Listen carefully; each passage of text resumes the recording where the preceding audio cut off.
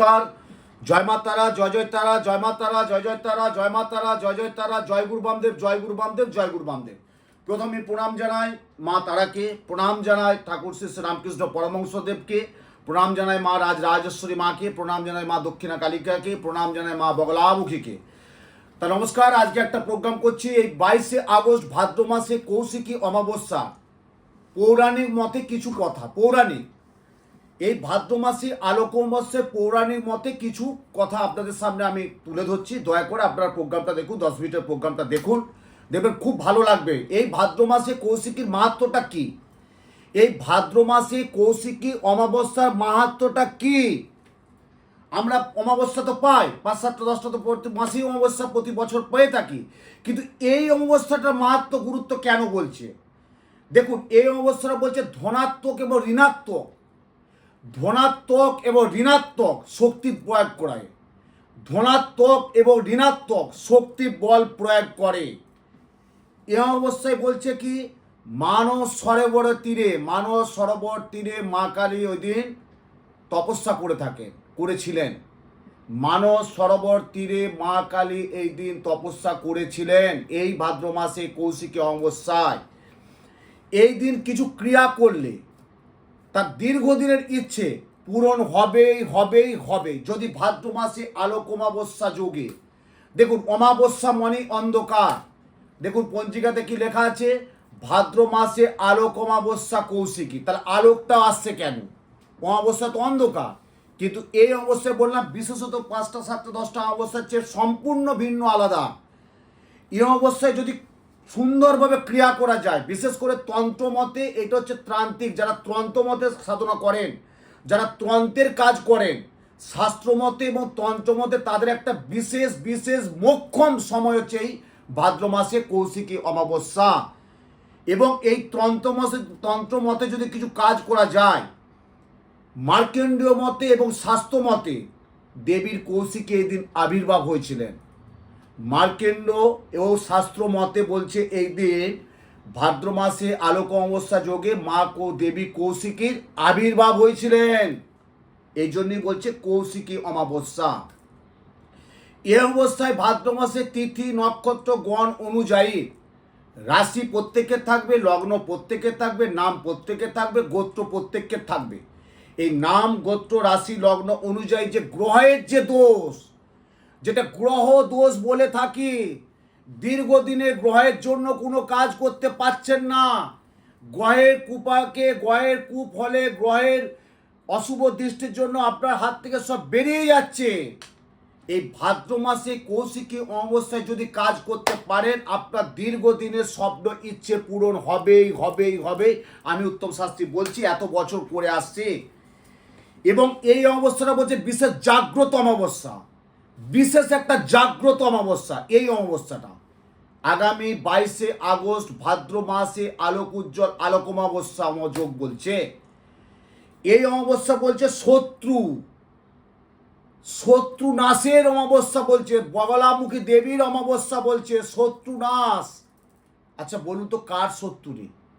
কারো হালকা আছে, কারো বেশি আছে, কারো অল্প আছে, কারো প্রবল থেকে প্রবলতম শত্রু আছে। যদি এই ভাদ্র মাসে কৌশিকী অমাবস্যায় বলছে জাগ্রত অমাবস্যা, এই অমাবস্যায় যদি বগলামুখী কাজ করতে পারেন, সে যত বলবানই শত্রু হোক, সে যত বলবানই যত জড়ই শত্রু হোক না কেন, আপনার ভ্রুকুটি কিচ্ছু করতে পারবে না। এটাকে আমরা কি বলে থাকি? ভাদ্র মাসের শত্রু নাশের অমাবস্যা।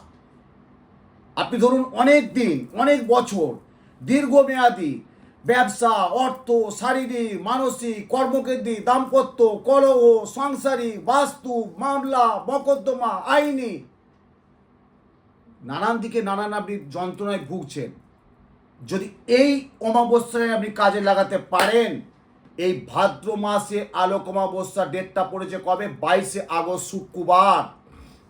আমি পরের প্রোগ্রামে আরও বলবো। আজকে পৌরাণিক মতে, যেটা ভাদ্র মাসে কৌশিকী অমাবস্যা, পৌরাণিক মতে কিছু মাহাত্ম্য আপনাদের সামনে তুলে ধরছি। এদিন বলছে আপনার দীর্ঘদিনের ইচ্ছা পূরণ হয়। ধরুন আপনার দীর্ঘদিনের ইচ্ছা ছিল, সেটা কিন্তু এই দিন পূরণ হবেই। তন্ত্রমতে এবং শাস্ত্রমতে বলছে এই অমাবস্যার সবচেয়ে বড় অমাবস্যা হচ্ছে ভাদ্র মাসে কৌশিকী।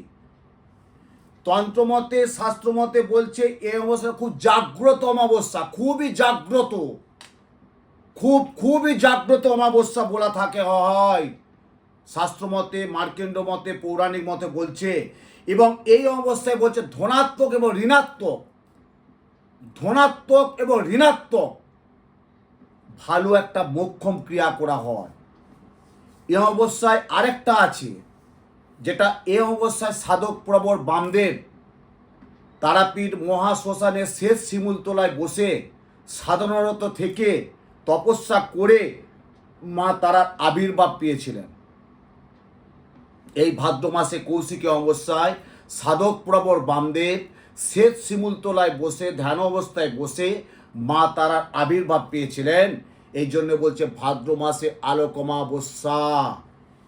এই অমাবস্যায় যদি আপনি আপনার যে কোনো জায়গায় আহুতি দিতেই পারেন, দেওয়াটা দরকার, পুজোটাও বাড়িতে করুন যে যার মতো। আর যদি তারাপীঠে আপনি যেতে পারেন, যেটা তারাপীঠ মহাশ্মশানে একটু আহুতি, শুধু একটু মূল্যবান সময় নষ্ট করে আপনাকে যেতে হবে। ওই যে তারাপীঠ মহাশ্মশান সম্পর্কে আপনারা সবাই অবগত, আর আমার মতো মানুষকে বলার প্রয়োজন রাখে না। কিন্তু এই অবস্থায় যদি আপনি আহুতিটা দিতে পারেন, শুধু নাম গোত্র দিয়ে একটা আহুতি, আর কিচ্ছু করতে হবে না। এবং শাস্ত্রমতে তন্ত্রমতে যারা ত্রান্তিক, যারা তন্ত্র ক্রিয়া করে, তাদের পক্ষে মোক্ষম একটা অমাবস্যা। ওই জন্য ত্রান্তিক যারা আছে, যারা তন্ত্র, দেখুন তন্ত্র তো অনেক আছে, ঘরোয়া তন্ত্র আছে, অঘরী তন্ত্র আছে, কিন্তু ঘরোয়া তন্ত্র যারা কাজ করেন, সাধু সন্ন্যাসী যারা থাকেন, তাদের একটা মোক্ষম অমাবস্যা এবং জাগ্রত অমাবস্যা বলছে। এই অবস্থায় বিশেষ তাৎপর্যপূর্ণ হচ্ছে কি, যে তন্ত্রের মতে যদি কোনো নেগেটিভ আপনার থাকে, সেটা কি পজিটিভ নিয়ে চলে আসে। ধরুন আপনার অনেক দীর্ঘদিনের জীবনের অনেক রকম বাধা বিপত্তি, অনেক কিছু আপনার স্ট্রাগল করছে, সংগ্রাম করছে, কোনোটাই সাফল্য হচ্ছে না। শুধু এই অবস্থায় যদি আপনি করতে পারেন, কাজে লাগাতে পারেন, তবে বলছি গ্রহ দোষটাও কিন্তু কাটানো যাবে। এই অবস্থায় তো শত্রু নাশ হবেই হবে। আমি একটু আগে বললাম না, ধরুন আপনার শত্রু আছে, শত্রু কার নেই? কারো হয়তো অল্প আছে, কারো হয়তো বেশি আছে, কারো হয়তো কম আছে, কারো হয়তো অনেক কিছু আছে। আপনার যে যত বলবানই শত্রু হোক না, আপনার ভ্রুকুটি স্পর্শ করতে পারবে না, যদি সঠিক প্রয়োগে আপনি তন্ত্রের মতে, মার্কণ্ডের মতে, শাস্ত্র মতে যদি আপনি ক্রিয়াটা করেন, যদি বগলার মুখে ক্রিয়াটা করেন।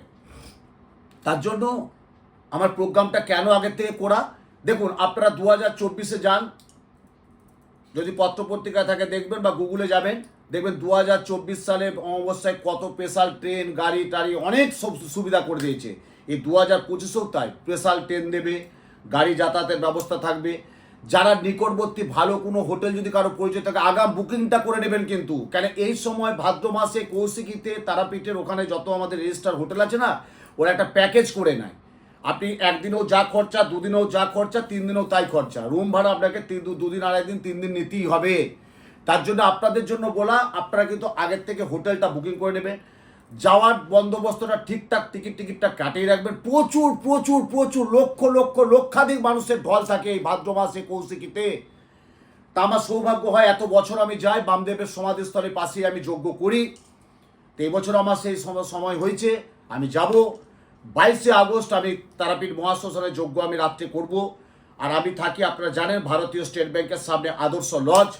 ওই দিন আমার বীরভূম, বাঁকুড়া, মুর্শিদাবাদ, পুরুলিয়া, হাওড়া, বর্ধমান, আসানসোল প্রত্যেককে মানুষ আসে, এমনকি আমার দেওঘর বিহার থেকেও আসে, অনেক দূর দূরান্ত থেকে মানুষ আসে, যে ভাদ্র মাসে কৌশিকী শাস্ত্রীজি আপনার কাছে যাব, দেখা করব, তারপর রাত্রে কাজ করব বা কাজ করাবো। তা প্রত্যেকই বাস্তুর মাটি অবশ্যই নিয়ে আসবেন, বাস্তুযোগ্য আগে করতে হয়। এই কৌশিকে যদি আপনার বাড়িতে কোনো নেগেটিভ থাকে, তাহলে অনেক ভালো পজিটিভ রেজাল্ট আসবে ভাদ্র মাসে কৌশিকী অমাবস্যায়। এটা একটা শাস্ত্রমতে, পৌরাণিক মতে একটা বিখ্যাত একটা যোগ।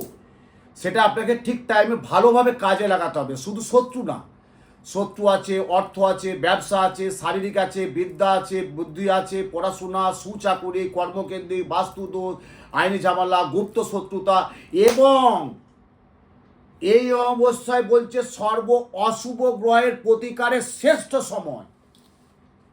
এ অবস্থায় অশুভ গ্রহের প্রতিকারের শ্রেষ্ঠ সময়। তা আমি আগাম প্রোগ্রামটা করলাম, আপনারা প্রোগ্রামটা কমেন্ট করুন, সাবস্ক্রাইব করুন এবং প্রোগ্রামটা দেখুন। আরও আমি এই ভাদ্র মাসের সম্পর্কে আরও বৃহৎ কিছু আমি আপনার সাথে তুলে প্রোগ্রামের ভিডিওর মধ্যে রাখবো। প্রত্যেকেই ভালো থাকুন, মা তারার কাছে প্রার্থনা করে আপনাদের সার্বিক কল্যাণ হোক, ঈশ্বরের কাছে প্রার্থনা করে আমাদের মঙ্গল হোক। জয় মা তারা, জয় মা তারা, জয় মা তারা, জয় গুরু বামদেব।